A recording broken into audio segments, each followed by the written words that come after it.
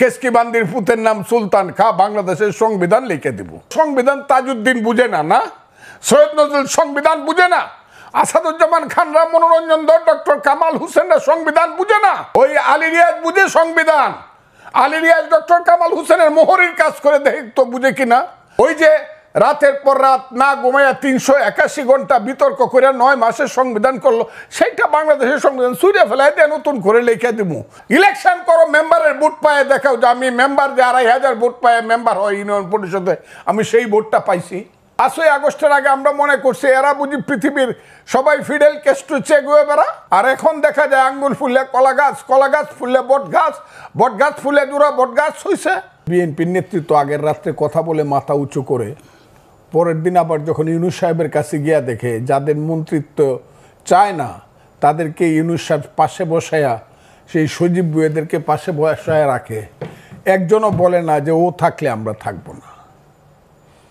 এইটুক থাকা দরকার। তো আমার মতো একজন অধম লোক যদি তাদের সাথে যাইতে পারতাম, আমি ইউনূস সাহেবকে বলতাম, আসসালামু আলাইকুম স্যার, আপনার পাশে যিনি বসে আছেন ওনাকে এখান থেকে বিদায় করেন, তা না হলে আমি বসবো না। তার পদ থেকে দাবিতে তো গেছেন, হ্যাঁ, মানে তার পদ থেকে দাবিতে তো ওনারা গেছেন 1903 জন। এবং এর ইতিহাস কিন্তু বিএনপি প্রথম আনছে।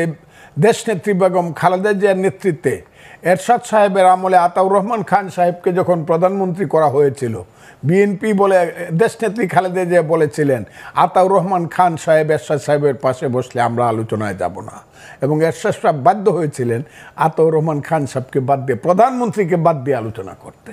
বর্তমান নেতৃত্ব কি তাহলে দুর্বল? হ্যাঁ, বর্তমান নেতৃত্ব কি তাহলে দুর্বল? তারা তো নেতৃত্ব না, একটা পর্যায়ে তারাই টিম অফ লিডারশিপ। মূল নেতৃত্ব তো এখানে নেই। মূল নেতৃত্ব আজকে কথা বললেন যে কথা বাংলাদেশের মানুষ ওনার কাছ থেকে শুনতে চায়, এবং আমি জানি এই কথা সত্যে প্রমাণিত হবে, আল্লাহর রহমত। এই কথা বৃথা যাবে না। কারণ হলো এই কথা বাংলাদেশের 18 কোটি মানুষের কথা। এই কথা হলো বাংলাদেশের যে স্বাধীনতার সার্বভৌমত্বের প্রতীক সেনাবাহিনী বা প্রতিরক্ষা বাহিনী, তাদের কথা। তারাই বলেছে এই কথাটা যে ডিসেম্বরের মধ্যে ইলেকশন হবে। যখন ইউনূস সাহেবরা সবসময় বলতেছিল ডিসেম্বর থেকে জুন, একমাত্র সেনাবাহিনীর প্রধান বলছে না, ডিসেম্বরের মধ্যে ইলেকশন হবে, তারপরে আমরা ব্যারাকে ফিরে যাব, এরপরে আর আমরা থাকবো না, আমরা জানুয়ারিতে শপথ গ্রহণ অনুষ্ঠান দেখতে চাই, এইটুক বলেছে। কাজেই যেখানে সার্বভৌমত্বের প্রতীক প্রতিরক্ষা বাহিনী, সেনাবাহিনী কথা বলেছে, আর বাংলাদেশের সবচেয়ে জনপ্রিয় এবং মানুষের দ্বারা সমর্থিত দল বিএনপির নেতা জনাব তারেক রহমান যখন কথাটা বলেছে, আমার ধারণা এই কথাকে মিথ্যা প্রমাণ করার মতো অবস্থা কোনো দিনই হবে না। আল্লাহর রহমতে ডিসেম্বরে, আমিও বলি ইলেকশনটা ডিসেম্বরে হবে। যদি না হয়, এই কথাটা আপনি জিজ্ঞেস করতে, যদি না হয়, এইটা আমি জানি ইউনূস সাহেব এবং তার সরকারের অধীনে আর কোনো নির্বাচন হবে না, অথবা তাদের কোনো সরকার থাকবে না। কিন্তু এত বড় দুটি শক্তিকে অবজ্ঞা কেন করছে ডক্টর ইউনূসের সরকার? হ্যাঁ, সামরিক বাহিনী এবং বিএনপি, এই বড় দুটো শক্তিকে অবজ্ঞা করছে কেন ডক্টর ইউনূসের সরকার? ক্ষমতার ময়ূর সিংহাসনে যারা বসেন এই দেশে, আমি দেখছি আর কি, তাদেরকে আরবিতে বলে সুমুন বুকমুন উমিউন ফাহিউম লায়ারজিউ। তারা চোখ থাকতে দেখে না, কান থাকতে শুনে না, মন থাকতে বুঝে না। তারা মনে করে তাদের চেয়ে ক্ষমতাবান লোক আর নাই, এবং যে ভুল তারা করছে, ভুল বললে কম বলা হয়, যে অপরাধ তারা দেশের সঙ্গে করছে। এত অনিশ্চিত দেশ, আমার ভাইয়ের বয়স আমার রাজনীতির চেয়েও কম। আমি 61 বছর যাবৎ রাজনীতি করি। আমি 1964 সন থেকে রাজনীতি করি। 6 দশক আমার রাজনীতির অভিজ্ঞতা। কেউ কোনোদিন দেশের এই ধরনের ক্ষতি করে, এত অনিশ্চিত দেশ থেকে আপনি রাস্তা দিয়ে হাঁটতে পারবেন না, রাত্রিবেলা ঘুমাইলে পরে আপনি ট্রাকের শব্দ শুনবেন, সেই ট্রাকের উপরে মেশিন গান, আর্মি কেন সারা রাত ঘুমাবে না, রাস্তা দিয়ে চলা যায় না, 10টার পরে 9টার পরে হইলে মা ছেলেকে খোঁজ নেয়, তুমি কোথায় আছো, তাড়াতাড়ি বাসায় আসো। এটা কি পৃথিবীর কোনো রাজধানীতে হয়? এত অনিশ্চিত কি কোনো দেশ আছে? এই দেশটা কি যুদ্ধ করে স্বাধীন করছিলাম? এই ধরনের চক্রান্তকারী সরকার কি কোনো দেশে আছে যে সরকার আমার দেশের করিডোর দিয়া দেয় আমি জানতে পারি 2 মাস বা 3 মাস পরে। 1 বছর যাবত আমার দেশের একটা দ্বীপ, আমি মনে করি এটা সবচেয়ে সুন্দর দ্বীপ, সেন্ট মার্টিন দিয়ে রাখছে একটা রাজাকারের বাচ্চা, ওই যাকে সবাই ফুলপরি কয়, এই যে মেয়েটা, আমি বলি ভদ্র মহিলা, মানুষ বলে মেয়েটা, সে বড় বড় কথা বলে। 1 বছর যাবত একটা স্টিমার যাইতে পারে না ওতে, মানে এই সরকার আসার পর থেকে যাইতে পারেন না সেন্ট মার্টিনে। আপনি সমুদ্র বন্দর দিয়ে দিচ্ছেন কোন কথা বলে? আপনি বলছেন যে ভালো চালাইতে পারবে তাকেই আমি দিয়ে দিব, যে সুন্দরভাবে চালাইতে পারবে। আমার দেশ সুন্দর কি অসুন্দর ইনু সাহেব আপনি কি জানেন? আপনি যুদ্ধ করছেন, দেশটাকে আপনি সৃষ্টি করছেন, আমি সৃষ্টি করছি, যারা সৃষ্টি করছে তাদের সঙ্গে আমি ছিলাম। ওই যে ইকবাল হল থেকে সবচেয়ে বেশি ছাত্র নেতৃত্ব হয়েছে মুক্তিযুদ্ধ, আমি ছিলাম। আমি দেখছি সিরাজুল আলম খানদেরকে দেখছি, তাদের নেতা বঙ্গবন্ধু শেখ মুজিবুর রহমান কিভাবে 32 নম্বরের দোতলা থেকে আঙ্গুল তুলে কথা বলতো মার্চ মাসে, সেটা আমি দেখছি। কিভাবে পতাকা হয়েছে, স্বাধীনতার গান হয়েছে, এটা কি বলে আমাদের যে জাতীয় সঙ্গীত হয়েছে, সব দেখছি। জাহিদুর রহিম কিভাবে 2টা গান পাশাপাশি গাইছে, সিরাজুল আলম খান এই 4 নেতার সামনে বৈশা জাহিদ ভাই গানটা গানতো, আমার সোনার বাংলা আমি তোমায় ভালোবাসি। জাহিদ ভাই ওই গানটা গানতো, ধনধান্যে পুষ্পে ভরা আমাদেরই বসুন্ধরা। ইকবাল হলের অতে বৈশা, গেস্ট রুমে বৈশা সবাই বলল যে এই গানটা আমাদের পছন্দ হয়েছে, কারণ 2টা গানই পছন্দের, কিন্তু যেহেতু ওইটা হইল বিশ্বকবির গান, নোবেলে আমরা পছন্দ করলাম, এই গানটা বঙ্গবন্ধু জিনিসটা চয়েস করলেন। কথাগুলো খুব বুঝবেন। সেই দেশ যুদ্ধ করে স্বাধীন করছি আমার মা, মুক্তিযুদ্ধ আমার মা, মায়ের পেট থেকে আমার দেশ বেরিয়েছে, সেই মাকে আপনি বলেন আমি শাড়ি দিতে পারি না, হইতে পারে পুরান শাড়ি পরে আমার মা, আমার মাকে আমি ভালোভাবে 3 বেলা খাবার দিতে পারি না, ঔষধ দিতে পারি না আমার মা। আপনি বুঝি আইসা বলবেন এই তোর মারে জমিদারের কাছে বিয়ে দিয়ে দিই, তাইলে সুন্দর বেনারসি শাড়ি পরতে পারবে, সেই মাকে আমি দিয়ে দিব? আমার চট্টগ্রাম বন্দর দিয়ে দিলে বাংলাদেশ থাকে? আমার কান্না আসে, উনার আসবে না ওইভাবে, কারণ আমি যুদ্ধ করে দেশ স্বাধীন করছি। চট্টগ্রাম বন্দর দিয়ে দিলে বাংলাদেশ থাকে কি? আপনি করিডোর দিয়ে দিতে চান, আমরা বুঝি না? আমরা বুঝি না বার্মার থেকে কালকে কি করে আমার দেশের রাষ্ট্রদূতকে বের করে দেওয়া হয়েছে কেন? ও এরা আমাদের বন্ধু রয়েছে এখনো। আমি ইউনুস সাহেব বা ইউনুস সাহেবের এইসব ধরনের ওই যে পান্ডা পুন্ডা ছেলে পেলে, আমি ফজলুর রহমান, আমি বুঝি না চীনের সঙ্গে আমার সম্পর্ক কোথায় যাবে, বার্মার সম্পর্ক আমার কোথায় যাবে। ওই জায়গাটা যে একটা গাজা উপত্যকা হবে, লেবানন হবে চিরদিনের জন্য, রাতে ঘুমাইলে পরে বোমার আওয়াজ হবে, আমি এটা বুঝি না, নাপাম বোমার আওয়াজ হবে, মেশিন গানের আওয়াজ হবে। ওই যে গাজা উপত্যকা আজকে দেখলাম 36,000 মানুষ একসাথে মারা গেছে। আমার দেশটাকে ইউনুস সাহেব নিতে চান কোথায়? দিব না আমার দেশ, আমি না খাইয়ে থাকবো। আমার দেশ যেভাবে পারি আমি বাঙালি জাতি বাংলাদেশের মন চালাবো। আপনি দিয়ে দেওয়ার কে? আপনি দিয়ে দেওয়ার কে? আপনাকে রাইট দিছে বাংলাদেশটাকে আপনি দিয়ে দিবেন বন্ধক? কেন দিবেন আপনি? কোনো রাজনৈতিক দলের জিজ্ঞাসা করার প্রয়োজন মনে করলেন না, এমনকি জানানোরও মনে করলেন না। এখন আবার অস্বীকার করেন। কে খলিলুর রহমান বাংলাদেশের? আমি তো বললাম, আমি ওই দিনও বলছি, আজকেও বলি, ফজলুর রহমান যাকে চিনে না সে বাংলাদেশের নিরাপত্তা বাহিনীর লিডার হয় কেমনে? প্রতিরক্ষা বাহিনীর সে মন্ত্রী হয় কেমনে? দায়িত্ববান লোক হয় খলিলুর রহমান। ইতিহাস তো আমি দেখি 2001 সালে তারা কি ছিল, একটা প্রাইভেট সেক্রেটারি ছিল। ওই প্রাইভেট সেক্রেটারি বাম হাতের নিচে থাকে রাজনীতিবিদের।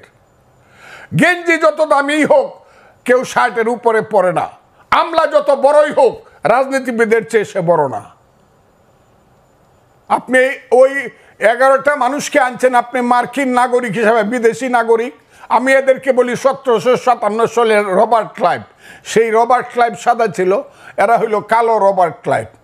এদেরকে দিয়ে আপনি আমার দেশের সংবিধান বদল করবেন?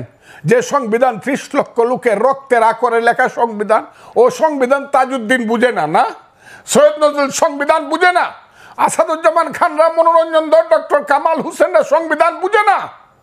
ওই আলী রিয়াজ বুঝে সংবিধান। আলী রিয়াজ ডক্টর কামাল হোসেনের মোহরির কাজ করে দেখতো বুঝে কিনা। ডিক্টেশন নিতে পারে কিনা?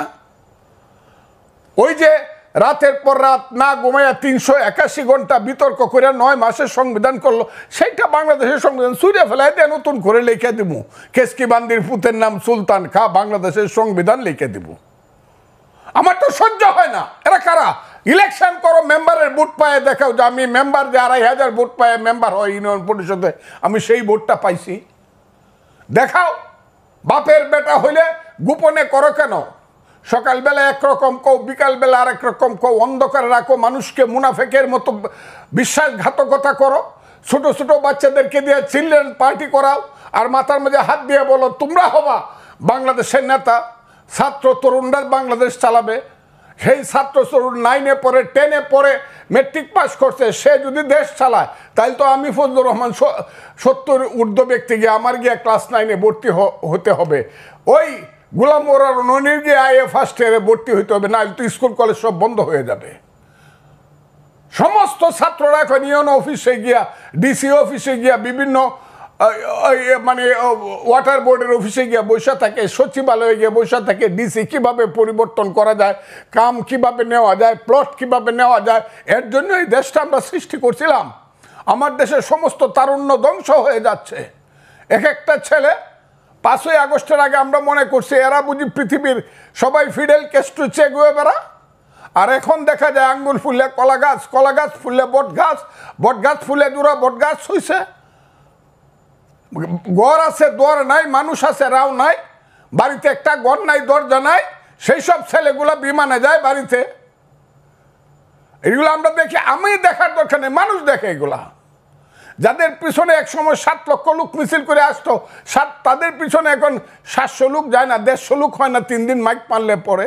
তাদের সাথে আবার ইউনুস সাহেব গিয়া মিটিং করে প্রথম, এনসিপি পার্টি প্রথম, আর এদের পিছনে বিএনপি যায়।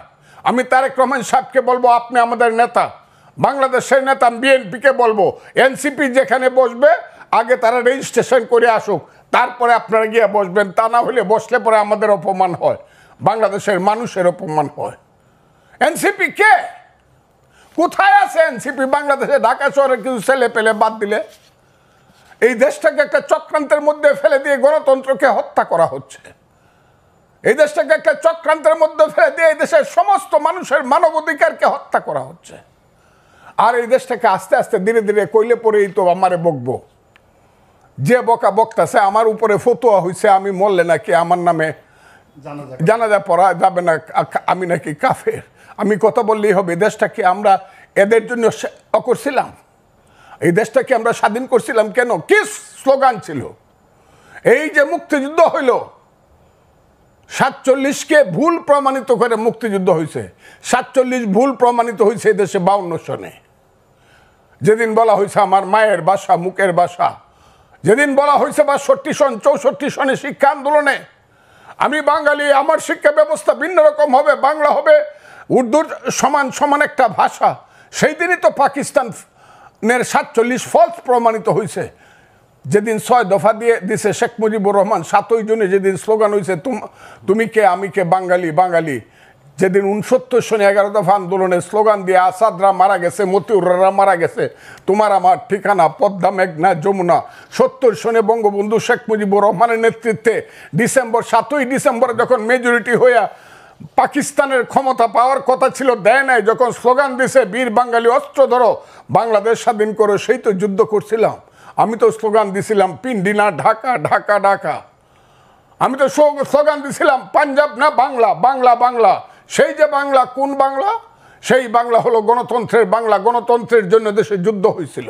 ইউনুস সাহেব বুঝেন, আপনি অনেক বড় মাপের মানুষ, আপনি আমার চেয়ে 10 বছরের বড়, আপনাকে আমি এমনি ব্যক্তিগতভাবে সেলিউট করি, কিন্তু আপনি কি বুঝেন গণতন্ত্র কাহাকে বলে, ইহা কত প্রকার কি কি?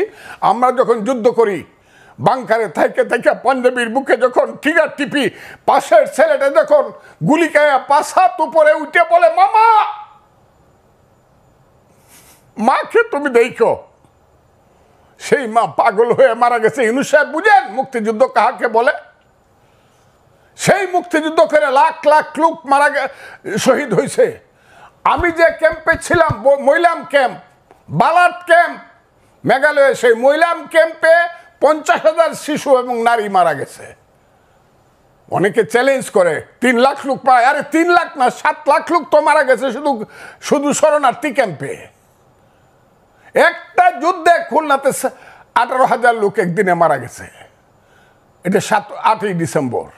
কাজে আমি আপনাদেরকে, দেশটাকে রক্তের সাগরে দেশ হয়েছে, এইটাকে নিয়ে এত খেলাধুলা করা উচিত না। এখনো মুক্তিযোদ্ধারা জীবিত আছে, এটাকে, এই মুক্তিযুদ্ধের বিরুদ্ধে যারা স্লোগান দেয় তারা মহাপাপী, তারা আলবদর রাজাকার এবং তাদের সন্তান।